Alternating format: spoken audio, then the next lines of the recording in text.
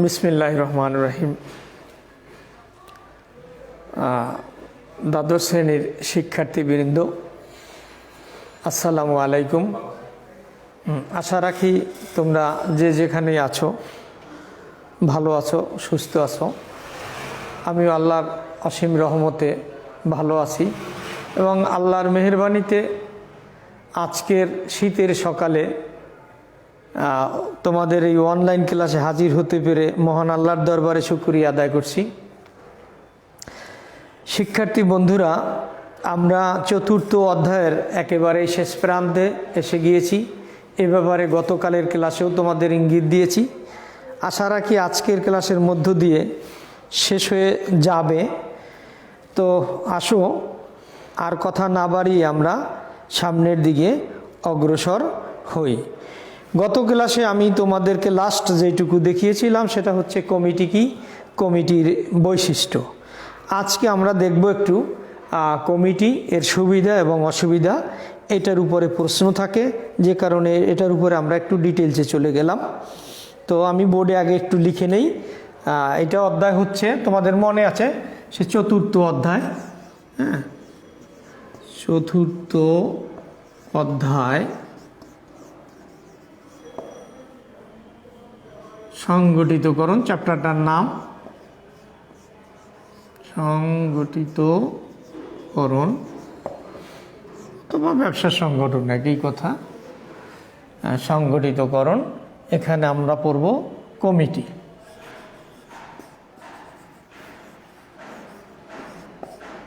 কমিটির সুবিধা।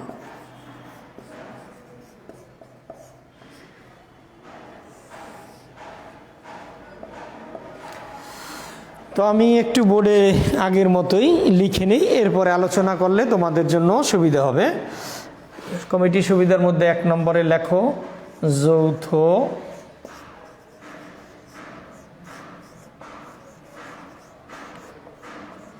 সিদ্ধান্ত। 2 সহযোগিতা বৃদ্ধি। সহযোগিতা বৃদ্ধি। 3 সমন্বয় বৃদ্ধি। সমন্বয় বৃদ্ধি। 4 যোগাযোগ উন্নয়ন। যোগাযোগ উন্নয়ন। 5 প্রতিনিধিত্বকরণ। প্রতিনিধিত্বকরণ।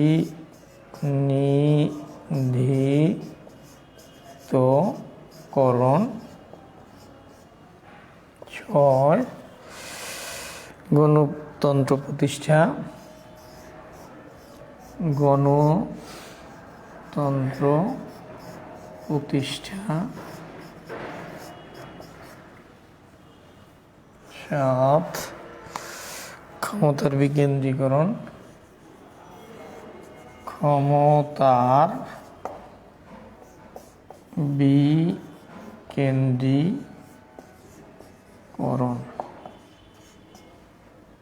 8 এবং লাস্ট কার্যভার হ্রাস।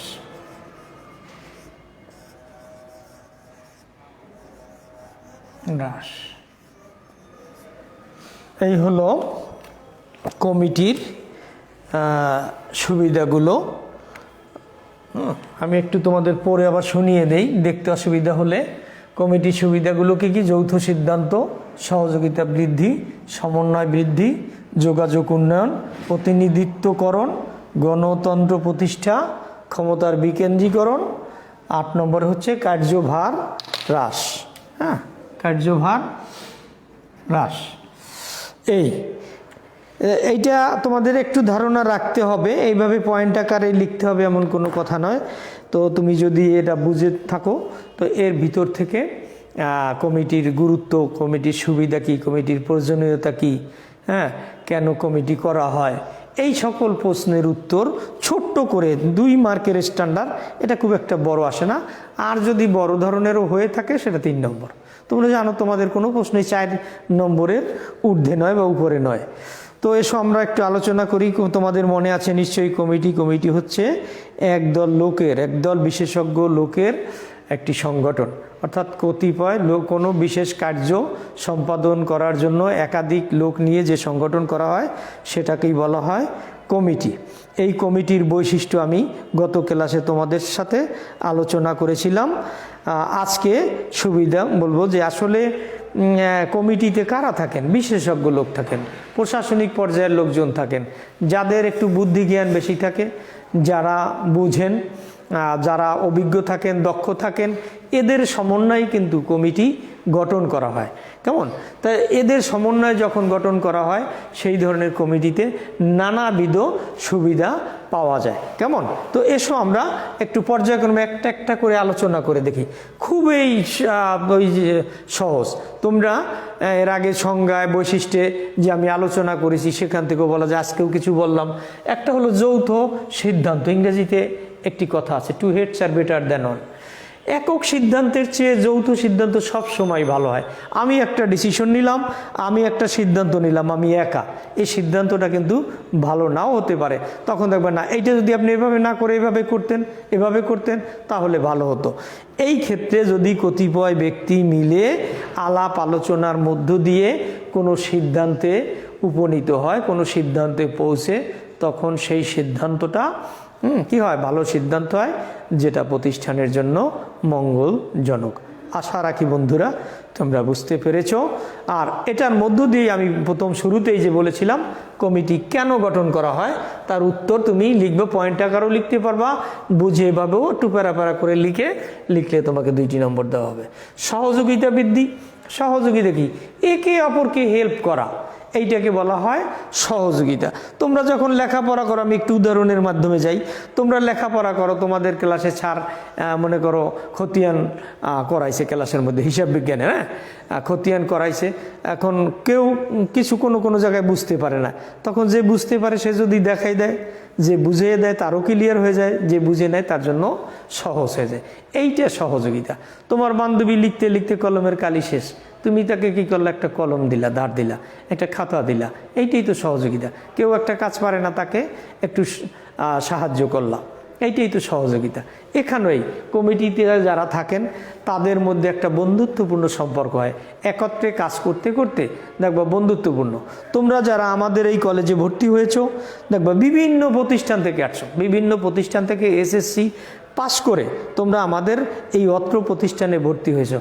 একত্রে চলতে চলতে একজন ঘনিষ্ঠ বান্ধবী হয়েছে। তোমার এসএসসির সময় যে বান্ধবীরা ছিল, আজ অন্য আর একজন বান্ধবী তোমার ঘনিষ্ঠ বান্ধবী হয়ে গেছে। এই জন্য কি, এই যে একসাথে চলতে চলতে, তো এইটাও তো সহযোগিতা কিভাবে হয়, যে কমিটির লোকজন একত্রে বসে কাজকর্ম করাতে তাদের মধ্যে একটা বন্ধুত্বপূর্ণ সম্পর্ক হয়ে যায়। এই বন্ধুত্বপূর্ণ সম্পর্ক হওয়ার ফলে তাদের সহযোগিতার হাত প্রসারিত হয়ে যায়, একে অপরের হেল্পে এগিয়ে আসে। এই তো, আর কিছুই না। কি কঠিন মনে হয়? একেবারেই কঠিন না। সহযোগিতা তো তোমরা জানোই, বুঝতে পারছো। সমন্বয় বৃদ্ধি। সমন্বয়টা কি? সমন্বয় সাধন তোমাদের 2য় অধ্যায় পড়িয়েছিল, 3য় অধ্যায়, তাই না? সমন্বয় না, সরি, আমি ভুল বলেছি। সমন্বয়টা এখন আমরা ধরি নেই, কিন্তু 1ম অধ্যায় তোমাদেরকে একটু দেখিয়েছিলাম ব্যবস্থাপনার কার্যাবলীর মধ্যে। 1ম অধ্যায় ছিল, এটা একটা চ্যাপ্টারে আছে সমন্বয়, সেখানেও আমরা দেখব। আর 1ম অধ্যায় তো ব্যবস্থাপনার কার্যাবলীর মধ্যে পড়েছিলাম। একটা কাজের সাথে আর একটা কাজের মিল। তো এখানে সমন্বয় বৃদ্ধি পায় কি? কমিটির কাজ করতে করতে কমিটির মধ্যে অনেক কাজ দেখা যায়, একটু ভাগবাটোয়ারা করে দিতে হয়। তখন কোন কাজের মধ্যে কোন কাজটা হবে, এই ব্যাপারে এদের মধ্যে একটা সমন্বয় বৃদ্ধি পায়। আর যেখানে সমন্বয় বৃদ্ধি পায় সেখানে তো শৃঙ্খলা ফিরে আসে, তাই না? আর যদি এলোমেলো হয়, কোন কাজের পর কোন কাজটা হবে আমি বুঝতে পারতেছি না, তখনই কিন্তু সমস্যা একটু বেগতিক হয়ে যায়। সুতরাং শিক্ষার্থী বন্ধুরা, তোমরা বুঝতে পারছো যে কমিটি থাকার ফলে, বিশেষজ্ঞ লোক একত্রিত হওয়ার ফলে তাদের মধ্যে একটা সমন্বয় সাধন বৃদ্ধি পায়, যেটা প্রতিষ্ঠানের জন্য মঙ্গল বয়ে আনে। আসো আমরা পরেরটা চলে যাই। যোগাযোগ বৃদ্ধি। যোগাযোগ যত বেশি হবে তত একটা প্রতিষ্ঠানের জন্য মঙ্গলজনক। যোগাযোগের মাধ্যমে মানুষের সাথে বন্ধুত্বপূর্ণ সম্পর্ক হয়, যোগাযোগের সাথে শৃঙ্খলা ফিরিয়ে আসে, আর প্রতিষ্ঠানের উদ্দেশ্য বাস্তবায়ন করতে হলে, প্রতিষ্ঠানের উদ্দেশ্য লক্ষ্য অর্জন করতে হলে যোগাযোগের কোনো বিকল্প নাই। আর এই কমিটির মাধ্যমে কখন কার সাথে কিভাবে যোগাযোগ করতে হবে সেটা নির্ধারিত হয়ে যায় এবং যোগাযোগ করা হয়, ফলে সেটা প্রতিষ্ঠানের জন্য মঙ্গল বয়ে আনে। প্রতিনিধিত্ব করা, কমিটি থাকার ফলে তাদের একটা ক্ষমতা দেওয়া হয়, ফলে সে একজন আরেকজনের উপর প্রতিনিধিত্ব করতে পারে। অর্থাৎ যারা অধস্তন আছে তাদেরকে কোনো কাজের জন্য আদেশ দিতে পারে, নির্দেশ দিতে পারে, এইটাই প্রতিনিধিত্ব। আবার মনে করো একজনের হয়ে কাজ করা, তুমি এই তো মনে করো যখন ক্লাসে থাকলা, এখন আমি বললাম তোমরা এই পয়েন্টগুলো একজনে বোর্ডে লিখো, অথবা কমিটির সুবিধাগুলো একজন আসো, একজনে এসে লেখো, তখন তোমরা একজনে লেখলা যৌথ সিদ্ধান্ত, একজনে লিখছে গণতন্ত্র, আর একজনে লিখছে সহযোগিতা বৃদ্ধি। এই এখন এটা কি করলাম, আমি যদি কাউকে আবার ভালো পারে বললাম তুমি একটু বুঝিয়ে দাও, সে এখানে এসে বুঝিয়ে দিল। এইটা হলো এই স্যারের পক্ষে, শিক্ষকের পক্ষে প্রতিনিধিত্ব করা। তো প্রতিনিধিত্ব বুঝতে পারছো যে একের পক্ষ হয়ে আর একজনে কাজটা করা। তো কমিটিকে ক্ষমতা দেওয়া হয়, কমিটিকে দায়িত্ব দেওয়া হয়, তখন ঊর্ধ্বতন কর্তৃপক্ষের পরিবর্তে ওনারা প্রতিনিধিত্ব করতে পারে, কাজটা আদায় করতে পারে। এই হলো প্রতিনিধিত্বকরণ। আর একটা হচ্ছে গণতন্ত্র প্রতিষ্ঠা হয়। গণতন্ত্র প্রতিষ্ঠা কি, মনে করো 6 জন 7 জন 8 জন 10 জন একটা কমিটিতে আছে, এখন একটা ব্যাপারে একটু মতনৈক্য আছে, তো এখানে দেখা যাবে যারা বেশিরভাগ একই সিদ্ধান্তে উপনীত হয়েছে এইটাই রাখা হয়।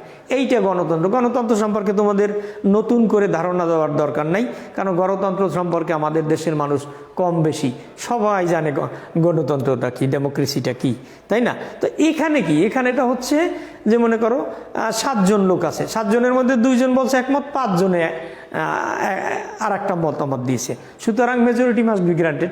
এখানে যারা সংখ্যা গরিষ্ঠ তাদের মতামতটাকে গ্রহণ করা হবে, প্রাধান্য দেওয়া হবে। এটা তোমরাও বুঝতে পারছো, তাই না?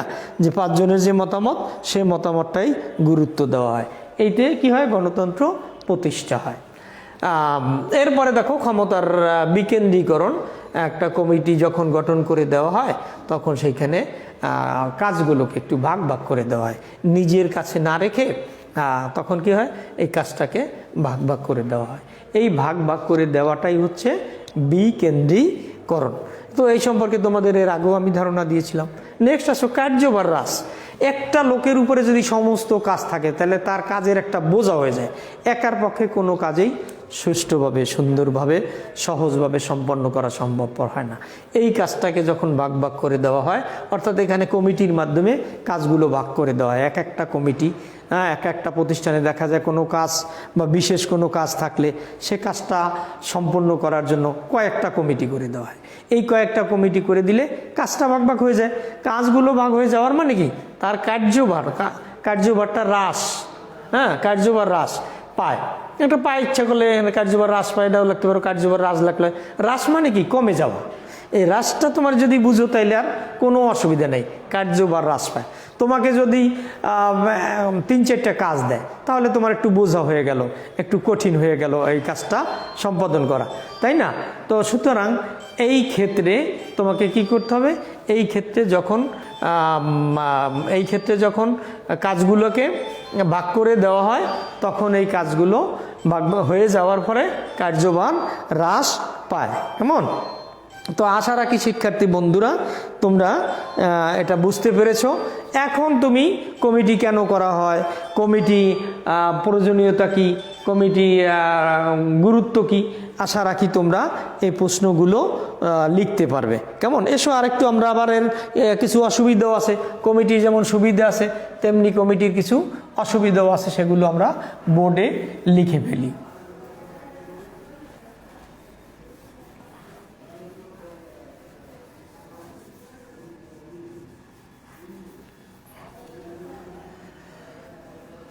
আমি লিখে তারপরে আলোচনা করি। কেমন?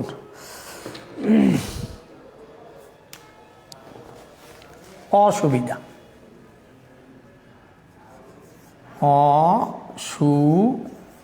অসুবিধা, কমিটি ব্যবহারের অসুবিধাও আছে।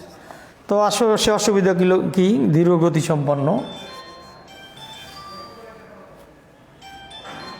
ধীর গতি সম্পন্ন 2 ব্যয় সাপেক্ষ, ব্যয়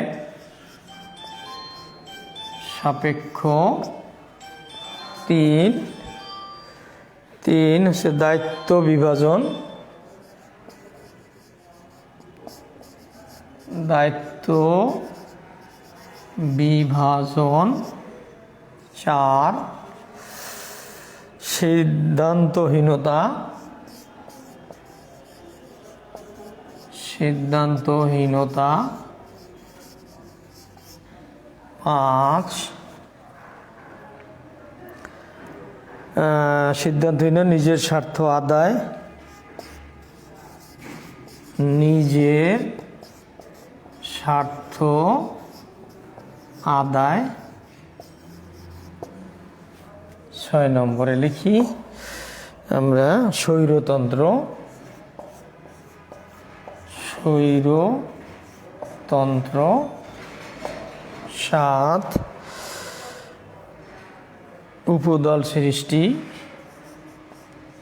উপদল সৃষ্টি। 8 বিকেন্দ্রীকরণ বিপদ, বিকেন্দ্রীকরণ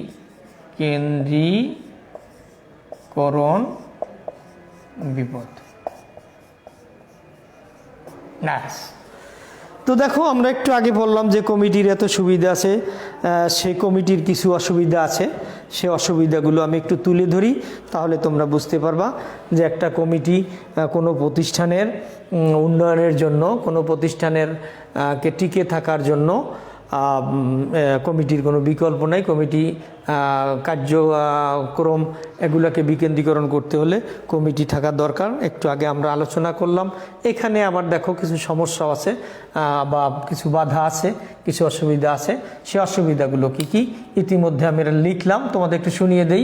ধীরগতি সম্পন্ন, ব্যয় সাপেক্ষ, দায়িত্ব বিভাজন, সিদ্ধান্তহীনতা, নিজের স্বার্থ আদায়, স্বৈরতন্ত্র, উপদল সৃষ্টি, বিকেন্দ্রীকরণ বিপদ। তো এখানে বন্ধুরা দেখো, ধীরগতি সম্পন্ন কি? কমিটি কাজ করে আস্তে আস্তে, একটা কমিটিকরণ করে দিয়েছে, তাদের স্বাধীনতা আছে, এরা ধীরগতি সম্পন্ন। মনে করো 7 জনের আছে, 5 জন আসলো, 2 জন আসে না, এদের জন্য অপেক্ষা করতে হয়, কাজকর্ম ধীরে সুস্থে করে। বসে বসে দেখবা তোমরা অনেক সময় আসে, এরা চা পানি খাওয়ায় ব্যস্ত, নানা গল্পগুজব নিয়ে ব্যস্ত, কিন্তু যে কাজের কাজ সেটার দিকে অনেক সময় গুরুত্ব দেয় না, এতে সময় লেগে যায়। এই জন্যই এটাকে বলা হয় ধীরগতি সম্পন্ন। অর্থাৎ তাদের তো দিয়েছে, যে কাজটা 1 ঘন্টা করতে পারে সেটা নিয়ে 2-3 ঘন্টা লাগিয়ে দেয়, নিজের ইচ্ছা মতো কাজ করে, কেউ বিলম্ব করে। এই কারো কারণে, 2-1টা লোকের কারণেই দেখা যায় সেখানে বিলম্ব হয়ে যায়। এটি হলো ধীরগতি সম্পন্ন। এটা প্রতিষ্ঠানের জন্য ক্ষতিকর, তাই না? নেক্সটে আমরা চলে যাই ব্যয় সাপেক্ষ। প্রত্যেকটা মিটিংয়ের জন্য সেখানে কিছু খরচের ব্যাপার আছে, টাকা পয়সার ব্যাপার আছে, কমিটির জন্য আলাদা আলাদা বরাদ্দের ব্যাপার আছে। যত কমিটি করবে তত ব্যয় বাড়বে, বরাদ্দ বাড়বে প্রত্যেকটা কমিটির জন্য। সুতরাং কমিটি গঠন করলে সেখানে কিছু খরচ হয়, তাদের জন্য কিছু বাজেট বরাদ্দ করতে হয়, এটা ব্যয় সাপেক্ষ। দায়িত্ব বিভাজন, দায়িত্ব বিভাজন করতে গেলেও অনেক সময় বিপদ থাকে। দায়িত্বটা ভাগ করে দিতেই হবে, তো দিতে গেলে দেখে আমাকে এইটা না, আমাকে এইটা, আমাকে ওইটা, এই নিয়ে একটু মনোমালিন্য অনেক সময় দেখা দেয়। যে দায়িত্বটাকে যখন বিভাজন মানে কি, ভাগ করে দেওয়া। দায়িত্ব একটা লোকের উপরে যে কাজকর্ম করার দায়িত্ব দেওয়া হয়, সেই দায়িত্বটা যখন এই ভাগ করে দেওয়া হবে তখন সেটা দক্ষতা অনুযায়ী নাও হতে পারে, তাই না? যখন দক্ষতা অনুযায়ী হয় না, যোগ্যতা অনুযায়ী হয় না, অভিজ্ঞতা অনুযায়ী হয় না, তখন কমিটির সদস্যদের মধ্যে সমস্যা দেখা দেয়, মনোমালিন্য দেখায়। সিদ্ধান্তহীনতা, একটা বিষয়ে সিদ্ধান্ত নিতে গেলে একজন একটা মতামত দেয়, আর এটা দিতেই পারে। যখন কোনো লোকের মতামতে পৌঁছতে না পারা যায়, তখনই কিন্তু সেখানে বিপত্তি দেখা দেয়। এই হলো সিদ্ধান্তহীনতা। নিজের স্বার্থ আদায়, কমিটির মধ্যে সকলেই চায়, সমস্ত লোক তো আর ভালো না, সমস্ত লোকেই কিন্তু নীতি নৈতিকতা নিয়ে জন্মায় না। অনেকেই আছে আমাদের দেশেও এখন দেখা যায় যে নিজের স্বার্থটাকে গুরুত্ব দেয়, নিজের স্বার্থ আগে আদায় করে নেয়, নিজের ভাগটা আগে বড় করে নিতে চায়। এইটা কিন্তু মঙ্গলজনক না। এইটা কমিটির ক্ষেত্রে প্রায়ই দেখা যায়। অথবা একজন করলো, তার দেখা দেখি আমি কেন করব না, এই রকম এদের মধ্যে অন্যায়ের একটা প্রভাব দেখা যায়। নিজের স্বার্থের দিকে যখনই তাকাবে তখনই সে তার ভিতরে অন্যায়ের একটা প্রভাব দেখা দেয়, সেইটাই আলোচনা হয়ে যায়। এরপর আছে স্বৈরতন্ত্র। স্বৈরতন্ত্র মানে তো বোঝোই তোমরা, একটা হলো গণতন্ত্র, সকলের মতামতকে গুরুত্ব দেওয়া, কেমন? আর স্বৈরতন্ত্র হচ্ছে নিজের মতামত, নিজের দায় দায়িত্ব, নিজের যে সিদ্ধান্ত সেটা অন্যের ঘাড়ে চাপিয়ে দেওয়া, নিজের ইচ্ছা মতো কাজ করা, অন্যের মতামতকে গুরুত্ব না দেওয়া। অনেক কমিটি এই ধরনের কাজকর্ম করে, সে যেইটা বোঝে এইটাই অন্যকে বুঝায়, এইটাই চাপিয়ে দেওয়া হয়, যেটা প্রতিষ্ঠানের জন্য মঙ্গল বয়ে আনে না। নেক্সট হচ্ছে উপদল সৃষ্টি। উপদল সৃষ্টিটা কি? একটা কমিটি করে দিল, তখন কি হয়, এই কমিটির মধ্যে আবার দলাদলি শুরু হয়, সে তার মতোই করে। ওই যেমন মনে করো স্বৈরতন্ত্র, এখানে যদি যিনি আহ্বায়ক থাকেন তিনি একটু মতামত বেশি দেন, তিনি যদি জোর খাটাইতে চান তখন এইখানে আবার দলাদলি সৃষ্টি হয়। হ্যাঁ, এইটাই হলো উপদল। একটা দল করে দিছে, একটা কমিটি করে দিছে, এখানে আবার তারা নিজেদের মধ্যে একটা উপদল বানিয়ে ফেলে। এইটাও প্রতিষ্ঠানের জন্য মঙ্গলজনক নয়। এটা হলো উপদল, দলের আর একটা দল বের হওয়া। আর বিকেন্দ্রীকরণ বিপদ। অনেক লোক আছে যারা প্রত্যেকটা কমিটিতে থাকতে চায়, আমাকে রাখতে হবে, আমাকে রাখতে হবে, না রাখলেই বিপদ। এই জন্য এই যে ঘাটতারামি করে, এই যে ধরো সবসময় সব কমিটিতে থাকতে চায়, আমাকে রাখেন, আমাকে রাখেন, তোষামত করে। তারপরে যারা ঊর্ধ্বতন কর্তৃপক্ষ আছে তাদের পিছনে পিছনে ঘুরে সে সকল কমিটিতে থাকতে চায়। এই লোকটা যোগ্য না, কিছু না, বা অন্য লোকের সুযোগ দেওয়া হয় না। প্রত্যেকটা কমিটিতেই দেখবা যে তার স্থান আছে। এইটা হলো বিকেন্দ্রীকরণ বিপদ। যখন কোনো বিকেন্দ্রীকরণ করা হয় তখনই কমিটিতে থাকতে চাবে, একটু মাতব্বারি করতে চাবে। এইটা প্রতিষ্ঠানের জন্য মঙ্গল বয়ে আনে না। সুতরাং শিক্ষার্থী বন্ধুরা, তোমরা বুঝতে পারছো যে একটা কমিটিতে যেমন সুবিধা রয়েছে, তার পাশাপাশি কিছু অসুবিধাও রয়েছে।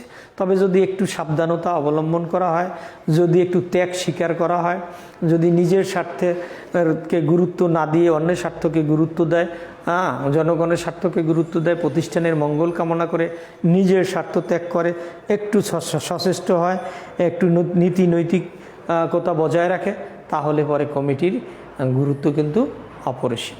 তো আমি আশা রাখি তোমরা বুঝতে পেরেছ যে এইটা এই ধরনের তোমাদের একটা প্রশ্ন থাকতে পারে যে কমিটির সুবিধা কী, প্রয়োজনীয়তা কী। তো আমরা আলোচনা করলাম, এই হলো কমিটির সুবিধা এবং অসুবিধা। তো এই আলোচনার মধ্য দিয়ে শিক্ষার্থী বন্ধুরা আমাদের কিন্তু শেষ হয়ে গেল। এই আলোচনার মধ্য দিয়ে তোমাদের চতুর্থ অধ্যায় সংগঠিতকরণ এটা শেষ হয়ে গেল। এরপর কি পালা? এরপরে তোমাদের অ্যাসাইনমেন্টের পালা। প্রত্যেকটা অধ্যায়ে আমি এভাবে প্রশ্ন দিয়েছি, এই প্রশ্নগুলো তোমরা খাতায় লিখে নিজেরাও পড়বে, একসময় আমাদেরকে দেখাইবা। দেখানোর পরে আমরা সই করে দিয়ে, তোমার চেক করে দিয়ে আবার তোমাকে ফেরত দিয়ে দেবো। এগুলো তোমার পরীক্ষা পর্যন্ত, অর্থাৎ ফাইনাল পরীক্ষা পর্যন্ত ধরে রাখতে হবে। সেই অ্যাসাইনমেন্ট আমি দিয়ে দিচ্ছি।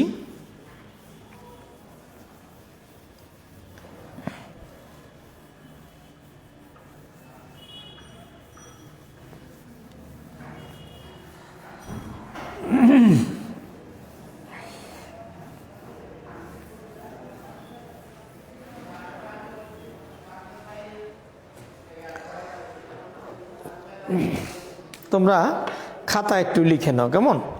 তোমরা খাতা লিখে নাও অ্যাসাইনমেন্ট। আমি আজকের একটু কিছু দিয়ে দেই, পরবর্তী ক্লাসে আবার দেব।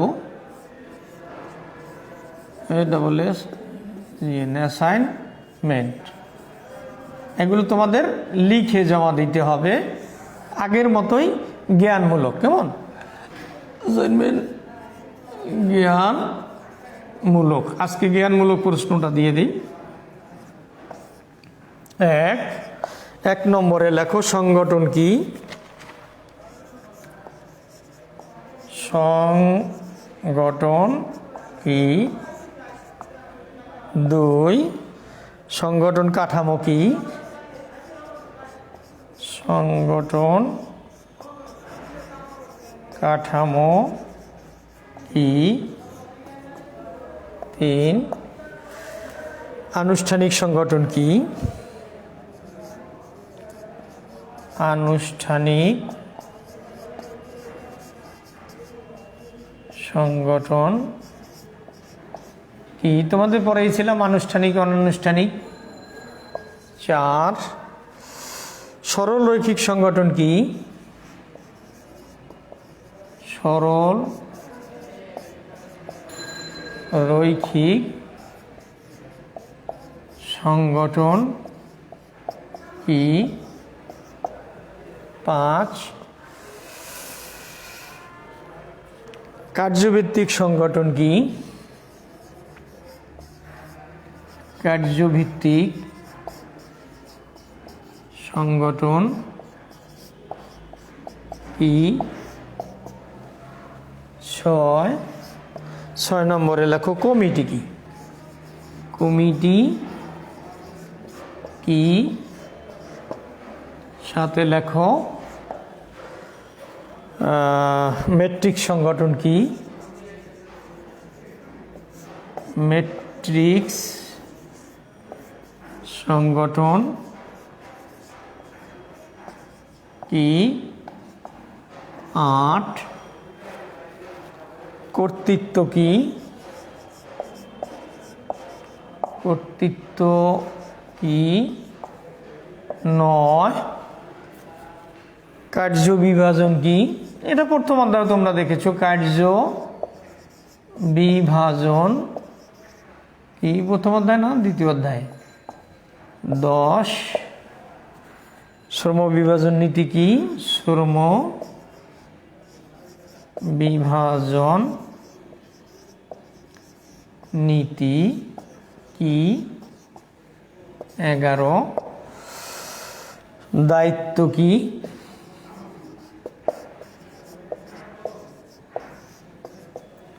12 কার্যভিত্তিক সংগঠনের প্রবক্তা কে? কার্যভিত্তিক সংগঠনের প্রবক্তা কে? প্রবক্তা কে? এফ.ডব্লিউ. টেইলর। এই শিক্ষার্থী বন্ধুরা, আমি আবার একটু তোমাদের সুবিধার্থে পড়ে শোনাচ্ছি। এই প্রশ্নগুলো তোমরা লিখবে একটি কালি দিয়ে, যেমন মনে করো নীল কালি বা অন্য কোনো কালি দিয়ে তুমি প্রশ্নটা লিখে কালো কালি দিয়ে, আবার যদি একইটা লেখো কোনো সমস্যা নাই, তোমার দেখতে একটু সুবিধে হলো, ভালো লাগলো। এগুলো অ্যাসাইনমেন্ট আকারে, অ্যাসাইনমেন্ট সম্পর্কে তোমরা তো দ্বাদশ শ্রেণী, তোমাদেরকে দেখানো হয়েছে কিভাবে লিখতে হয়, সেভাবেই লিখে তোমরা রাখবা। আবার তোমাদের কাছে এগুলো আমরা রিটার্ন দিয়ে দেব। সংগঠন কি? এটা তুমি লিখলা, উত্তরটা পাশাপাশি লিখে ফেললা। সংগঠন কাঠামো কি? আনুষ্ঠানিক সংগঠন কি? সরল রৈখিক সংগঠন কি? কার্যভিত্তিক সংগঠন কি? কমিটি কি? মেট্রিক সংগঠন কি? কর্তৃত্ব কি? কার্য বিভাজন কি? এটা দ্বিতীয় অধ্যায়ে পড়েছ। শ্রম বিভাজন নীতি কি? হ্যাঁ, এটাও তোমার দ্বিতীয় অধ্যায়ে আমরা শিখেছো, সেখানেও পাবা, এখানেও এই অধ্যায়ও পেয়ে যাবা। দায়িত্ব কি? কার্যভিত্তিক সংগঠনের প্রবক্তাকে। এটা তো তোমরা জানোই যে কার্যভিত্তিক সংগঠনের প্রবক্তা হচ্ছে এফ.ডব্লিউ. টেইলর। হ্যাঁ, এই তো দেখো একে বেশি না, এখানে প্রশ্ন দেখা যায় 12টি, কিন্তু এগুলো তুমি যদি একবার উঠাও তোমার আধা ঘন্টার টাইম লাগবে না, সব মিলিয়ে প্রশ্ন লেখা এবং উত্তর লেখা। তো আজকের মতো আমরা আর সামনের দিকে এগুতে পারছি না শিক্ষার্থী বন্ধুরা। তো তোমরা সবাই ভালো থাকো, সুস্থ থাকো। আগামী ক্লাসে দেখা হবে ইনশাল্লাহ। তারপরে আমরা আবার অনুধাবনমূলক এবং অন্য তোমাদের সৃজনশীল প্রশ্ন দিয়ে দেব। আল্লাহ হাফেজ। Till then, take care. Bye bye.